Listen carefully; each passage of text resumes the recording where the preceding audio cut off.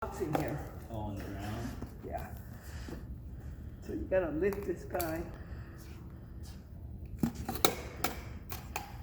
gosh. And then you connect.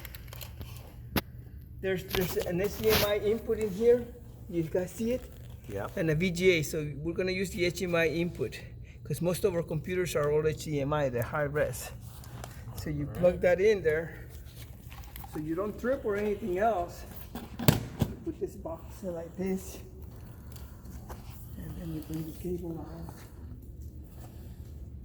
out. And of course, this is all set up. This is the wrong one because this is VGA. Right. And we put this in here, and then we put this in there. And what happens sometimes, it doesn't pick up your computer, and I'll show you how to make it pick it up. See, right now the computer thinks it's up and running. Oh, let me log off that. Yeah, because it went into the, okay, there we go. So it hasn't picked it up. You see, this is on, but it hasn't picked it up. So here's the trick, Dave, come here. And You Oh, got over there in the back or right here? Yeah, you might as well record Right here? this. What happens is, in order to pick it up, we go to AV2. We have a few seconds, which means it switches everything, and then you go back to AV1.